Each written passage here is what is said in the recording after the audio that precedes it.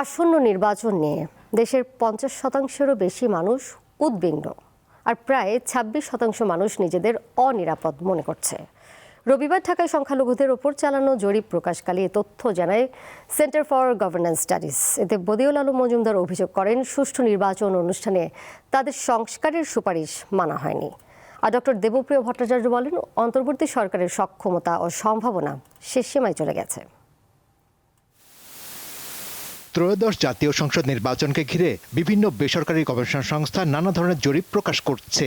এরই ধারাবাহিকতায় রবিবার দেশের সংখ্যালঘু সম্প্রদায়ের ৫০৫ জন সদস্যের মধ্যে চালানো জরিপ প্রকাশ করে centre for governance studies CGS. তাদের অঙ্গীকার থেকে বাস্তবায়ন, রাজনৈতিক অন্তর্ভুক্তি ও গণতান্ত্রিক জবাবদিহিতার শীর্ষক প্রতিবেদনে বলা হয়েছে, ৫০%-এর বেশি মানুষ নির্বাচন নিয়ে উদ্বিগ্ন এবং ২৫%-এর বেশি উত্তরদাতা নিজেকে অনিরাপদ বা চরম অনিরাপদ মনে করছেন। ভয় এবং নিরাপত্তাহীনতার এই বোর্ডটা সবচেয়ে বেশি কাজ করে। এটা অবশ্য বাংলাদেশে এখন অনেকের মধ্যেই করে, এটা মাইনরিটি মেজরিটি বলে কোনো কথা নেই, কিন্তু বিশেষ করে আমাদের ফাইন্ডিংসের মধ্যে এটাও আমরা দেখছি। অনুষ্ঠানে ডক্টর বদিউল আলম মজুমদার বলেন, নির্বাচন কমিশন সংস্কারে তাদের সুপারিশমালা বাস্তবায়িত হয়নি, ফলে ঋণ খেলাপি সহ নানা অভিযোগ নিয়ে নির্বাচনে অংশ নিতে পারছেন কেউ কেউ। রাজনৈতিক দলের আর্থিক স্বচ্ছতা, দুর্ভাগ্যবশত এই প্রস্তাবগুলো অধিকাংশই, প্রায় সবগুলোই গ্রহণ করা হয়নি।